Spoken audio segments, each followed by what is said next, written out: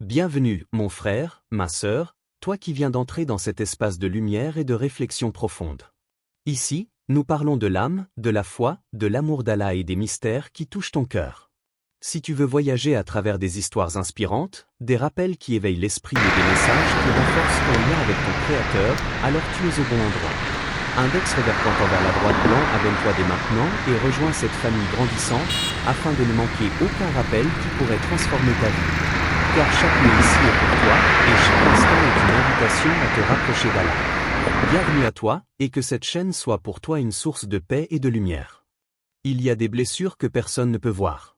Elles habitent dans le silence de nos âmes, derrière nos sourires forcés et nos paroles ordinaires.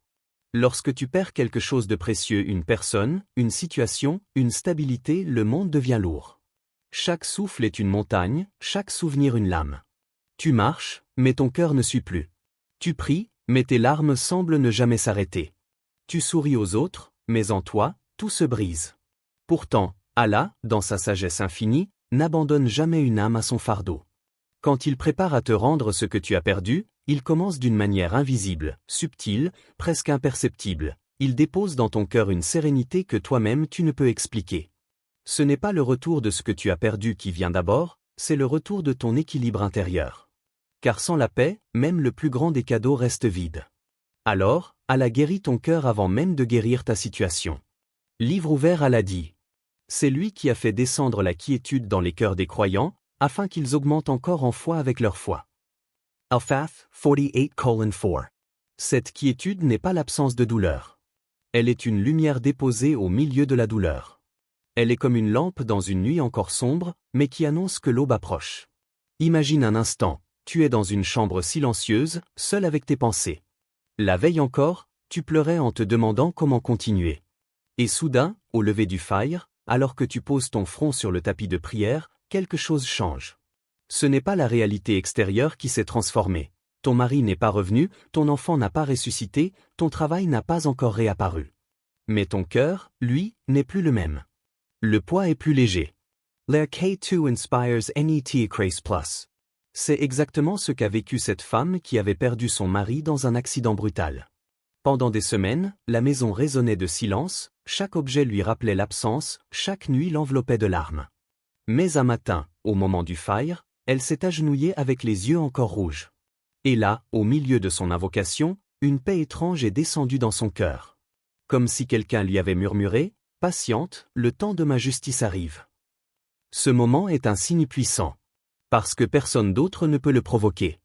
Ni les paroles réconfortantes d'un proche, ni les distractions de ce monde, ni les plaisirs passagers. Cette paix, elle ne vient que d'Allah. Elle est une preuve que ton âme est entendue, que tes larmes ne sont pas perdues, que ton épreuve n'est pas ignorée. Et pourtant, nous doutons. Quand la paix arrive, nous nous demandons, est-ce réel? Est-ce que ce n'est pas juste un répit avant une nouvelle vague de douleur? Mais en vérité, ce n'est pas une illusion. C'est une préparation. Allah, dans sa miséricorde, t'entraîne doucement à accueillir le retour de ce que tu as perdu ou de ce qu'il s'apprête à te donner en remplacement, bien meilleur pour toi. Livre ouvert, Allah dit ailleurs. Ne t'afflige pas, car Allah est avec nous. At-Tawbah 9:40. Ces paroles furent dites à Abu Bakr, qu'Allah l'agrée, lorsque, avec le prophète, ils étaient cachés dans la grotte, poursuivis par leurs ennemis. L'extérieur montrait le danger, la perte, la faim. Mais à l'intérieur, Allah avait déposé la paix. La paix du cœur, c'est la certitude que même si tout le monde t'abandonne, Allah reste. Que même si tout ce que tu possédais s'écroule, il reste ce lien invisible qui ne se brise jamais. Et quand tu ressens cette paix, sache que c'est le signe que ton Seigneur est déjà en train de reconstruire pour toi ce que tu as perdu. Il y a dans la vie des moments où tout semble scellé. Tu regardes en arrière et tu vois les ruines d'un rêve effondré. Un projet dans lequel tu avais mis ton âme, une relation que tu croyais éternelle, une occasion qui avait glissé entre tes doigts. Tout est clos. Les portes claquent une à une et toi, tu restes derrière, dans le silence, persuadé que plus jamais tu ne franchiras ces seuils. Mais Allah n'a jamais cessé d'avoir les clés. Car si toi tu vois un mur infranchissable, lui voit une porte encore invisible. Tu crois que l'histoire est terminée, mais lui connaît le chapitre qui n'a pas encore été écrit. Et parfois, ce qui semblait perdu pour toujours revient avec une beauté inattendue, comme une fleur qui éclot dans les pierres les plus dures. Livre ouvert, Allah dit. Ne désespérez pas de la miséricorde d'Allah, car Allah pardonne tous les péchés. Az Zumar, 39:53. Regarde l'histoire de Youssouf, Joseph, paix sur lui. Il avait tout perdu. Ses propres frères, aveuglés par la jalousie, l'avaient jeté dans un puits. Ce fut la première porte qui se referma, la porte de l'amour fraternel. Puis, vendu comme un vulgaire esclave, il perdit sa dignité et sa liberté. Une autre porte s'était refermée. Et enfin, emprisonné injustement, oublié dans l'ombre des cellules, c'était comme si toutes les portes du destin avaient été verrouillées. Mais derrière chaque verrou, Allah préparait déjà une clé. Derrière chaque perte, il tissait déjà le retour. Le puits devint le chemin vers l'Égypte. L'esclavage devint le tremplin vers l'autorité. La prison devint l'école de la patience et de la sagesse. Et celui qui avait tout perdu retrouva bien plus, l'honneur, la royauté, et l'étreinte de son père qu'il croyait perdu à jamais. Allah avait rouvert les portes, une à une, au moment où plus personne n'y croyait. N'as-tu jamais vécu cela, toi aussi? Un travail refusé qui, des années plus tard, te revient sous une meilleure forme. Une relation brisée qui semblait morte, mais qu'Allah répare avec le temps. Un rêve abandonné qui, sans prévenir, renaît d'une étincelle que tu croyais éteinte. La vie n'est pas linéaire. Elle est faite de détours, de pertes et de retrouvailles. Et parfois, ce que tu crois fini n'est qu'une pause, un silence avant une symphonie nouvelle. J'ai entendu l'histoire d'un homme qui, jeune, rêvait de devenir médecin. Mais la pauvreté l'empêcha de poursuivre ses études. Il enterra ce rêve, se lança dans de petits métiers, croyant que la porte était définitivement close. 30 ans plus tard, alors qu'il travaillait dans un hôpital comme simple aide-soignant, il vit sa fille entrer dans ce même bâtiment, en blouse blanche. Elle était devenue médecin. Ce qu'il n'avait pas pu accomplir, Allah l'avait rouvert à travers sa descendance. Ainsi sont les portes d'Allah. Parfois elles se rouvrent directement pour toi, parfois elles s'ouvrent à travers ceux que tu aimes. Mais elles s'ouvrent toujours. Souviens-toi aussi de ce moment où le prophète Muhammad, rejeté par sa propre tribu, insulté, humilié, semblait n'avoir plus aucune issue. À Taïf, on l'avait chassé à coups de pierre, et même à la Mecque, les siens avaient fermé leur cœur. Mais Allah, dans sa sagesse, avait préparé une autre porte, la Médine. Ce fut là que les cœurs s'ouvrirent, que la fraternité naquit, que l'islam fleurit. Tu vois? Les portes de la vie ne se ferment jamais pour de bon. Quand Allah décide, elles s'ouvrent plus grandes, plus lumineuses, plus belles que jamais. Et toi, réfléchis? Quel est ce rêve que tu as enterré en pensant qu'il ne reviendrait plus? Quelle est cette porte que tu as vue claquer, et que tu crois à jamais fermer? Ne sais-tu pas que ton Seigneur possède les clés des cieux et de la terre? Livre ouvert Allah dit. À lui appartiennent les clés des cieux et de la terre. Il étend ses dons à qui il veut, et les restreint. H. 42:12. Il existe des moments où la vie semble peser plus lourdement sur ton cœur que jamais. Les épreuves, les pertes, les incompréhensions, tout converge pour te pousser à bout. Mais, soudain, quelque chose change. Une force silencieuse, presque imperceptible, s'installe en toi. Ce n'est pas toi qui l'as trouvée, c'est Allah qui a insufflé cette patience. Cette endurance qui semblait hors de portée devient naturelle, douce, et pourtant solide comme le roc. La patience n'est pas simplement un acte de résistance. C'est un état spirituel, une qualité de l'âme qui te permet de traverser les tempêtes sans te briser. Ce genre de patience ne surgit pas par simple volonté humaine. Il s'agit d'un don divin, accordé à ceux dont le cœur reste attaché à Allah malgré les douleurs, les doutes et la solitude. Livre ouvert Allah dit. Ô vous qui avez cru! Cherchez secours dans la patience et la prière. Car Allah est avec les patients. Al-Baqarah 2:153. Ces mots ne sont pas seulement une directive. Ils sont un rappel que la patience ne se manifeste pas dans la solitude de l'effort humain, mais dans la proximité avec Allah. Chaque épreuve devient une école, chaque larme un élixir qui fortifie l'âme. L'imam Ali, que Dieu l'agrée, disait. La patience est à la fois ce que la tête est au corps. Sans patience, tout s'effondre. La colère prend le dessus, la peur s'installe et l'esprit s'embrume. Mais lorsqu'Allah installe cette force en toi, tu observes un changement subtil. Tu attends sans te désespérer, tu réfléchis avant d'agir, tu laisses la lumière de la foi guider tes pas au lieu de te laisser emporter par la tempête. Une jeune femme avait traversé la perte de sa famille, la trahison d'amis proches et la solitude. Chaque jour semblait un combat. Mais un matin, alors qu'elle récitait silencieusement des invocations, elle sentit une force nouvelle en elle. Elle pouvait endurer l'injustice et la douleur sans se laisser consumer par elle. La patience, comme une rivière paisible mais profonde, avait commencé à couler dans son cœur. Cette patience est un signe. Un signe qu'Allah agit, qu'il prépare le cœur à recevoir ce qui est meilleur, et qu'aucune épreuve ne dure plus longtemps que ce que Dieu a décidé. Elle transforme la peur en sérénité, la frustration en acceptation, et le désespoir en espérance. Même dans l'histoire des prophètes, la patience était un bouclier et un guide. Youssouf, Joseph, paix sur lui, jeté dans un puits, vendu comme esclave et emprisonné à tort, n'a jamais perdu cette patience profonde. Chaque malheur qu'il subissait devenait une étape vers une victoire plus grande. Sa patience lui a permis de traverser les ténèbres et de retrouver sa famille, son honneur et son rôle divinement préparés. Il en est de même pour chaque croyant qui choisit de rester dans la lumière de la foi malgré les tempêtes. La patience n'annule pas l'épreuve, mais elle change ta relation avec elle. Ce qui semblait insurmontable devient une leçon, un tremplin, un moyen de grandir intérieurement. Ornement symbole point d'interrogation noir. Est-ce que tu as déjà remarqué qu'après avoir tant pleuré, un jour tu as trouvé la force d'attendre sans te briser?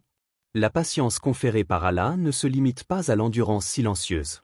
Elle transforme ton esprit, ta manière de percevoir le monde et même ton corps. Elle te donne une clarté que la peur et l'impatience obscurcissaient. Elle permet de discerner les intentions des gens, de reconnaître les opportunités cachées, et de recevoir la guidance divine dans les moments les plus sombres. Un homme qui avait perdu son emploi, sa maison et ses repères vit un jour cette transformation. Alors qu'il pensait tout perdre, il commença à attendre avec calme, à prier avec régularité et à observer ses propres pensées. La patience ne lui donnait pas seulement la force d'attendre, elle lui ouvrait des portes invisibles. Des aides inattendues apparurent, des solutions se manifestèrent, et ce qu'il croyait perdu revint, souvent sous une forme meilleure. Chaque acte de patience sincère est comme un écho dans l'univers. Il attire la miséricorde, la guidance et la lumière. La patience devient alors un aimant pour les bénédictions, une clé pour la délivrance, et un témoignage silencieux que la foi véritable ne se brise jamais, même dans l'adversité la plus intense. Ainsi, la patience devient plus facile non pas parce que la douleur disparaît, mais parce que ton cœur est renforcé par la présence divine. Elle te permet de rester ferme, de garder l'espoir vivant et de marcher avec sérénité vers ce qu'Allah a préparé pour toi. Et lorsque tu regardes en arrière, tu réalises que ce que tu pensais insurmontable était en réalité une préparation, et que la patience a été le pont qui t'a conduit à la lumière et à la plénitude. Parfois, Allah t'offre un cadeau silencieux, non pas sous forme d'or, ni de fortune, mais sous forme d'une présence humaine. Une présence qui arrive doucement, presque sans bruit, mais qui transforme tes journées. C'est ainsi qu'Allah agit. Quand il décide de te guérir, il ne t'envoie pas seulement des signes à travers les événements, mais aussi à travers les gens. Il y a des rencontres qui ne doivent rien au hasard.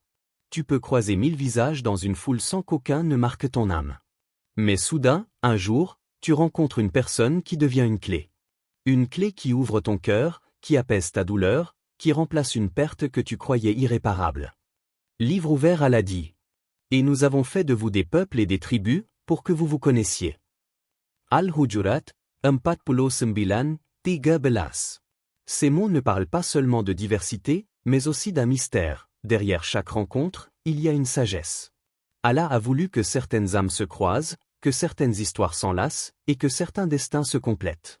Imagine ce jeune garçon orphelin, qui chaque soir pleurait dans le silence de sa chambre. Il pensait que personne ne viendrait combler ce vide. Mais Allah plaça sur son chemin un professeur, un homme simple mais rempli de lumière. Cet enseignant ne lui donna pas seulement des leçons de grammaire ou de mathématiques. Il lui donna des sourires, des conseils, des prières. Peu à peu, l'enfant apprit que la chaleur d'une famille peut parfois se trouver dans des liens créés par Allah, et non dans le sang. Peut-être que toi aussi, tu as rencontré une personne de ce genre. Quelqu'un qui, sans rien demander en retour, t'a offert un appui. Peut-être une sœur en Allah qui a essuyé tes larmes quand tu croyais t'effondrer. Peut-être un frère qui a posé sa main sur ton épaule quand tu étais sur le point d'abandonner. Ces personnes, ce ne sont pas des coïncidences. Ce sont des messagers silencieux. Allah les place dans ta vie comme des lanternes sur ton chemin obscurci. Et parfois, ce n'est pas une personne qui vient, mais plusieurs. Un cercle nouveau se forme autour de toi, un cercle d'âmes sincères. Tu te surprends à rire de nouveau, à partager des repas, à trouver une écoute que tu croyais impossible. Et ton cœur commence à comprendre que la perte n'était peut-être qu'une transition, une préparation vers quelque chose de plus grand, de plus profond. Rappelle-toi de l'histoire d'Salama, épouse du prophète. Elle avait perdu son mari et croyait que plus jamais elle ne connaîtrait l'amour et la protection d'un compagnon. Mais Allah, dans sa sagesse infinie, lui envoya Muhammad, qui devint pour elle un mari aimant et une source de lumière. Elle n'avait pas seulement retrouvé un époux, elle avait reçu l'honneur d'être l'une des mères des croyants. As-tu déjà remarqué que, souvent, les personnes qu'Allah envoie dans ta vie apparaissent quand tu es brisé? Quand tu ne crois plus au soutien, quand tu penses que tu devras avancer seul, quelqu'un surgit. Pas toujours sous la forme que tu attends. Parfois, c'est une parole d'un inconnu qui reste gravée dans ton cœur. Parfois, c'est une aide discrète d'un voisin. Parfois, c'est même un enfant dont la sincérité réveille ton sourire. Ornement symbole point d'interrogation noir, qui a été cette personne qu'Allah a envoyée dans ta vie au moment où tu en avais le plus besoin? Peut-être y penses-tu en ce moment. Peut-être que ton cœur se serre de gratitude en te rappelant son visage. Il y a des moments où ton âme semble assoiffée. Rien ne la désaltère, ni les conversations, ni les distractions, ni même le repos. Alors, tu lèves les mains, comme une branche sèche tendue vers la pluie. Et soudain, tu comprends, cette soif n'est pas une absence, mais une invitation. Allah t'appelle. Tes prières changent alors de ton. Elles ne sont plus des paroles mécaniques, elles deviennent des cris silencieux. Tes larmes tombent comme des perles invisibles, et ton cœur bat au rythme du nom d'Allah. Chaque prosternation est plus longue, chaque mot que tu murmures te semble chargé d'un poids nouveau. Livre ouvert Allah dit. Invoquez-moi, je vous répondrai. Ghafir 40:60. Ce verset n'est pas une promesse lointaine, c'est une réponse immédiate. Car même avant que ton invocation ne soit exaucée dans le monde visible, elle agit déjà en toi. Elle te transforme, elle t'élève, elle purifie tes désirs. Il y a l'histoire de cet homme pauvre qui priait nuit et jour. Ses voisins se demandaient pourquoi il s'obstinait. Mais il savait, au fond, que sa persévérance était déjà une clé. Et un matin, sans qu'il l'ait prévu, une porte s'ouvrit. Une opportunité inattendue, une subsistance nouvelle. Il avait compris que ses larmes et ses nuits passées à implorer n'étaient pas des pertes, mais la préparation à la délivrance. Parfois, tu ne réalises pas que ton cœur s'intensifie dans l'invocation parce que la réponse est proche. Comme une femme en travail dont les contractions s'accélèrent avant la délivrance, ton âme gémit plus fort à travers la prière avant que la miséricorde d'Allah ne descende. Regarde Mariam, la mère de Isa, Jésus, paix sur lui. Elle se tenait sous le palmier, seule, épuisée, en proie à une douleur immense. Ses supplications étaient pleines de désespoir. Mais c'est dans ce moment où sa voix intérieure criait le plus fort qu'Allah fit jaillir un ruisseau à ses pieds et plia le palmier pour qu'il lui donne des dattes fraîches. Ses invocations, chargées de larmes, étaient déjà une annonce de délivrance. Et toi, n'as-tu jamais remarqué que dans tes jours les plus sombres, la prière devient plus belle? C'est comme si l'épreuve polissait ton cœur jusqu'à ce qu'il reflète la sincérité la plus pure. Tu n'as plus le luxe de prononcer des mots vides. Chaque mot devient vital, chaque prosternation est une confession, chaque larme une offrande. La nuit, quand tout dort, ta voix intérieure s'élève. Les murs de ta chambre deviennent témoins, les étoiles deviennent complices, et ton cœur devient un sanctuaire.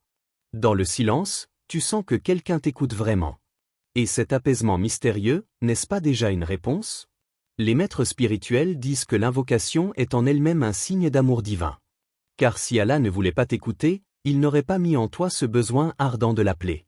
Chaque fois que ton cœur crie « Ya Allah », c'est lui qui t'a donné cette impulsion. Et si tu savais combien de prières montent avant même que tu n'ouvres les lèvres? Ornement symbole point d'interrogation noir, as-tu déjà remarqué que dans les jours les plus durs, ton cœur s'accroche plus fort à la prière? C'est comme si Allah lui-même tenait ton âme par la main et l'attirait vers lui. La vie ne se limite pas à ce que nous pouvons toucher ou posséder. Parfois, le véritable trésor ne se trouve pas dans ce que nous perdons ou gagnons matériellement, mais dans ce que la perte elle-même nous enseigne. Allah agit avec une sagesse subtile, transformant nos épreuves en lumière intérieure, nos douleurs en leçons, et nos manques en profonde compréhension de nous-mêmes et du monde. Combien de fois as-tu regardé autour de toi avec un sentiment d'amertume, convaincu que ce que tu avais perdu était irrémédiable, irréversible? Et pourtant, dans ce vide, il y a une transformation silencieuse qui se produit. Les pertes agissent comme des maîtres silencieux. Elles te forcent à contempler, à réfléchir, à réévaluer tes priorités. Elles te montrent ce qui compte vraiment et ce qui est éphémère. Livre ouvert Allah dit. Il se peut que vous ayez de l'aversion pour une chose alors qu'elle est un bien pour vous. Al-Baqarah 2:216. Ce verset n'est pas seulement une consolation pour les moments de déception. Il est un rappel que notre perspective humaine est limitée. Nous jugeons la perte comme un mal, alors qu'en réalité, elle peut être la clé d'une transformation plus grande. Ce que nous considérons comme un échec peut être la porte vers la sagesse, la patience et la maturité spirituelle. Considère cet homme qui avait perdu son commerce et sa fortune. Chaque matin, il se réveillait avec le poids du désespoir. Les dettes, les regards d'incompréhension des voisins, l'échec apparent, tout cela semblait un verdict définitif sur sa vie. Mais dans ce vide, il a commencé à observer ce qui restait. Ses relations les plus sincères, sa foi qui ne l'avait jamais abandonné, la simplicité de ses besoins quotidiens. Il a compris que ce qu'il avait perdu ne définissait pas sa valeur réelle. Sa chute, qui semblait être une fin, devint le début d'une sagesse nouvelle. Il comprit que la véritable richesse ne réside pas dans l'or ou le pouvoir, mais dans la clarté du cœur et la profondeur de la foi. Chaque perte qu'il avait subie avait servi à dépouiller l'âme de l'inutile, pour révéler l'essentiel. Même l'histoire des prophètes est remplie de ces transformations. Le prophète Muhammad, paix sur lui, a connu des pertes intenses, personnelles et collectives. La perte de ses proches, le rejet de sa tribu, la persécution constante, toutes ces épreuves auraient pu briser n'importe quel cœur. Mais elles ont forgé sa patience, sa sagesse, et sa capacité à guider les autres avec lumière et discernement. La perte n'était pas la fin, elle était la forge de la grandeur spirituelle. Tu as probablement toi aussi vécu cela, même dans des épreuves plus petites. Une relation brisée qui t'a appris la patience et la tolérance. Un emploi perdu qui t'a poussé à découvrir un talent que tu n'avais jamais exploré. Une amitié trahie qui t'a enseigné la valeur de la sincérité et du discernement. Tout ce que tu crois avoir perdu peut se transformer en enseignement, si tu observes avec attention et cœur ouvert. La sagesse née de la perte a une saveur unique, elle n'est ni théorique ni superficielle. Elle s'incarne dans ta façon de respirer, dans tes choix, dans tes réactions. Une personne qui a vécu la perte et qui l'a acceptée avec foi ne juge plus la vie de manière naïve. Elle sait que derrière chaque événement, il y a une intention divine, un apprentissage à intégrer, une lumière à saisir. Et parfois, cette sagesse dépasse le cadre individuel. Elle influence ton entourage, tes proches, ceux qui croisent ton chemin. Un cœur qui a appris à tirer le bien de la douleur devient une source de guidance et de consolation pour les autres. Ta perte se transforme alors en une richesse qui n'appartient pas seulement à toi, mais à ceux que tu touches par ton expérience et ta résilience. Ornement symbole point d'interrogation noir. As-tu déjà vécu une perte qui s'est transformée en lumière intérieure? Imagine un instant, tu as perdu quelque chose qui te paraissait essentiel. Peut-être un projet, un emploi, une relation, ou même un rêve que tu chérissais. Et puis, un jour, tu te rends compte que la peur, l'attachement et l'angoisse qui t'habitaient se sont transformés en une paix intérieure. Que les choix que tu fais maintenant sont plus clairs, plus alignés avec ton cœur et ta foi. Que ton regard sur le monde est plus profond et plus sage. Ce que tu croyais perdu était en réalité un professeur. Et la leçon, la vraie richesse, c'est la sagesse que tu as acquise. Chaque perte peut devenir un miroir qui te révèle ce que tu es réellement, et ce que tu peux devenir. C'est la façon dont Allah transforme le temporaire en éternel, le matériel en spirituel, le manque en compréhension. Même ce que tu crois être une fin peut être le commencement d'une vie intérieure plus riche, plus complète et plus lumineuse. Il existe des trésors cachés en chacun de nous, enfouis sous la poussière du temps, des épreuves et des regrets. Ces trésors ne sont pas matériels. Ce sont des talents oubliés, des forces insoupçonnées, des dons endormis qui ne demandent qu'à renaître lorsque le moment est venu. Parfois, Allah ne ramène pas ce que tu as perdu dans le monde extérieur. Parfois, il agit en silence, au cœur de ton âme, pour réveiller ce que tu croyais irrémédiablement disparu. Quand une perte survient, il est naturel de regarder autour de soi avec un sentiment de vide. Le monde semble avoir pris ce que tu chérissais le plus, et ton esprit se concentre sur ce manque. Mais si tu détournes ton regard, juste un instant, vers l'intérieur de toi-même, tu peux commencer à voir une lumière faible mais persistante. C'est là que réside le miracle silencieux d'Allah. Livre ouvert, Allah dit. Nous avons, certes, créé l'homme dans la forme la plus parfaite. Acte 1095:4. Cette perfection ne se limite pas à la forme physique ou à l'intellect apparent. Elle englobe les potentialités de l'âme et du cœur, ses capacités à créer, à aimer, à pardonner, à transformer le monde autour de soi. Parfois, la perte est le catalyseur nécessaire pour réveiller ces capacités endormies. Prenons l'histoire de cette femme, dont le mariage s'est effondré et qui avait perdu tout repère émotionnel. Chaque matin, elle se réveillait dans un silence pesant, et chaque soir, elle s'endormait avec le sentiment d'un vide insurmontable. Puis, un jour, presque par hasard, elle retrouve une vieille plume et un carnet poussiéreux. Les mots jaillissent, comme si son cœur se souvenait de ce qu'il avait oublié. L'écriture devient pour elle une respiration, un refuge, une renaissance. Dans la douleur de la perte, Allah avait réveillé un don qu'elle croyait perdu pour toujours. Ce réveil n'est jamais accidentel. C'est un signe que les épreuves ne viennent pas uniquement pour briser, mais pour révéler. Ce qui semblait disparu à l'extérieur, amour, stabilité, reconnaissance, peut renaître à l'intérieur, sous une forme plus puissante et plus authentique. Imagine maintenant cette idée dans ta propre vie. Peut-être as-tu vécu une perte professionnelle, affective ou matérielle. Peut-être as-tu cru que tu ne retrouverais jamais ce que tu avais laissé derrière toi. Mais si tu observes attentivement, tu découvriras que quelque chose en toi a été ravivé. Un courage, une patience, une créativité, une capacité à aimer plus profondément ou à comprendre plus clairement. Ce que tu avais perdu n'était qu'un voile qui cachait une lumière déjà présente en toi. Même les prophètes ont expérimenté cette révélation intérieure. Youssouf, Joseph, paix sur lui, malgré ses souffrances, a retrouvé en lui la sagesse et la patience qui le préparaient à son rôle futur, bien plus grand que ce qu'il avait initialement perdu. La force intérieure se manifeste parfois bien avant la récupération de ce qui a été pris extérieurement. L'âme doit d'abord se souvenir de sa grandeur et de sa profondeur avant que les bénédictions extérieures ne reviennent. Ainsi, chaque perte devient une invitation à se tourner vers soi. Ce que tu avais ignoré ou oublié en toi attend le moment où le silence et la solitude permettront à ton âme de s'éveiller. Les dons intérieurs sont souvent plus précieux que ce que l'on croit avoir perdu, ils construisent un être plus résilient, plus conscient et plus connecté à Allah. Ornement symbole point d'interrogation noir et toi, quel don ou quelle force Allah a déjà réveillé en toi dans un moment de perte. Peut-être s'agit-il d'une capacité à écouter profondément, à pardonner, à enseigner, à créer, à écrire, à aimer sans condition.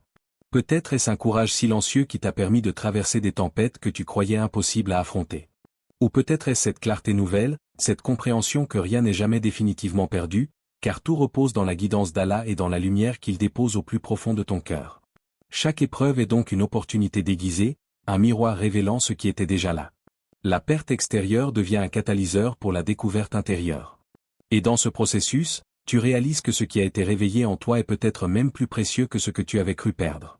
Car ces dons sont durables, ils t'accompagnent toute ta vie, te renforcent et te guident bien au-delà de ce que le monde peut t'offrir. Oui, des épreuves s'allègent soudainement. Micro-style, dramatique mais porteur d'espoir. Parfois, tu sens que le poids de tes épreuves diminue soudainement. Les dettes se réduisent. Les conflits s'apaisent. Le malheur se calme. Livre ouvert Allah dit. Allah n'impose à aucune âme une charge supérieure à ce qu'elle peut porter. Al-Baqarah 2:286. L'histoire du prophète Mohammed le montre, après les années de persécution à la Mecque, vint légir à Médine, où Allah ouvrit pour lui la voie de la victoire. Ornement symbole point d'interrogation noir, as-tu déjà senti ce moment où ton fardeau est devenu soudain plus léger, comme si une main invisible t'avait aidé? Il arrive un moment où, même au milieu du manque, le cœur commence à changer. Au lieu de se concentrer sur ce qui a disparu, il se tourne lentement vers ce qui reste. Et dans cette orientation, il découvre une lumière insoupçonnée. La gratitude naît là où la perte aurait pu laisser seulement un vide. Cette transformation est subtile. Au début, elle peut passer inaperçue. Tu remarques les petits détails, un rayon de soleil qui traverse la fenêtre, le sourire d'un enfant dans la rue, le pain quotidien sur ta table. Puis, peu à peu, ton regard s'élève, et tu commences à remercier Allah pour ce que tu as encore. Livre ouvert, Allah dit. Si vous êtes reconnaissant, très certainement j'augmenterai mes bienfaits pour vous. Ibrahim 14:7. La reconnaissance n'est pas seulement un acte de politesse envers le Créateur. C'est un mouvement intérieur, une vibration de l'âme qui attire davantage de lumière, davantage de bénédictions. Chaque « merci » sincère est comme une graine plantée dans le jardin de ton destin. Et avec le temps, ces graines portent des fruits inattendus, des dons que tu croyais impossibles, des opportunités qui émergent dans ton chemin. Une veuve racontait qu'après la mort de son mari, le monde semblait sombre et vide. Elle vivait seule, et chaque nuit lui rappelait ce qu'elle avait perdu. Pourtant, chaque soir, avant de dormir, elle levait les mains vers Allah et disait merci, pour le toit au-dessus de sa tête, pour ses enfants, pour la chaleur d'un repas. Au début, c'était difficile, la tristesse obscurcissait son cœur. Mais au fil des semaines, un changement subtil se produisit. Elle commença à remarquer de petites aides, un voisin qui déposait un panier de fruits, un ami qui venait partager un moment, des sourires et des gestes qui semblaient tomber du ciel. Sa gratitude, née au cœur du manque, avait attiré des bénédictions qui dépassaient tout ce qu'elle imaginait. Ce phénomène n'est pas rare. L'esprit humain est conçu pour s'ancrer dans ce qu'il reconnaît. Lorsque tu choisis de remercier Allah, même pour les plus petites choses, tu réorientes ton énergie, et ton cœur devient un aimant pour ce qui est bon. C'est une dynamique subtile mais puissante. Ce que tu célèbres, ce que tu reconnais, tend à se multiplier. Pense aux petites bénédictions que tu tiens pour acquises. Un souffle paisible, la santé que tu as encore, un ami fidèle, une prière qui t'apaise. Chacune de ces choses, lorsque tu y portes attention, devient un portail vers plus de lumière. La gratitude transforme le manque en plénitude, l'épreuve en opportunité, et la solitude en ouverture vers la miséricorde d'Allah. Même les prophètes et les messagers ont montré cet exemple. Dans leurs épreuves les plus grandes, ils ne se sont pas seulement tournés vers la demande, mais aussi vers la reconnaissance. Chaque bénédiction, si petite soit-elle, était accueillie avec un cœur ouvert, et leur foi les faisait percevoir que même dans la privation, Allah multiplie ses dons pour ceux qui savent remercier. Ornement symbole point d'interrogation noir dans tes pertes, as-tu su remercier Allah pour ce qui reste encore entre tes mains? La gratitude n'est pas seulement un acte extérieur. Elle commence dans le silence, au fond de ton cœur. Elle se manifeste dans la façon dont tu regardes le monde, dont tu parles aux autres, dont tu perçois chaque respiration. Elle n'a pas besoin d'être bruyante. Parfois, un simple souffle, un murmure silencieux, « Merci, Allah », suffit à transformer le jour. Et lorsque ton cœur s'oriente ainsi, il devient plus réceptif. Il voit ce que tu avais ignoré, entend ce que tu ne percevais pas, et reçoit ce que tu pensais perdu. La gratitude est à la fois un acte de foi et un signe que tu es prêt à recevoir davantage. Car Allah, dans sa sagesse infinie, aime ceux qui reconnaissent et apprécient ce qu'il a déjà placé dans leur vie. Imagine ton quotidien comme un champ fertile. La perte, la douleur, le manque peuvent ressembler à des vents secs qui assèchent la terre. Mais la gratitude, même petite, est comme la pluie qui tombe doucement, qui rend la terre réceptive. Et dans ce sol préparé, Allah fait pousser de nouvelles bénédictions, parfois inattendues, parfois plus belles que ce que tu avais perdu. Chaque soir, chaque instant de reconnaissance, chaque mot sincère adressé à Allah devient un aimant de lumière. Et ce qui semblait effacé, perdu ou inaccessible commence à réapparaître, sous une forme que ton cœur peut accueillir pleinement. Ainsi, même dans la perte, la gratitude transforme le vide en plénitude, la tristesse en éclat de lumière, et l'absence en présence divine. Et parfois, ce simple geste de remercier est le signal que ton chemin va bientôt se remplir de ce que tu croyais perdu depuis longtemps. Il arrive un moment où l'invisible devient visible, où la promesse cachée d'Allah se matérialise sous une forme que tu n'avais jamais imaginée. Ce dernier signe est le plus éclatant, ce que tu croyais perdu revient, parfois exactement comme tu l'avais connu, parfois transformé en une version plus lumineuse et plus adaptée à ton âme. C'est la manifestation de la patience, de la foi et de la persévérance dans les épreuves.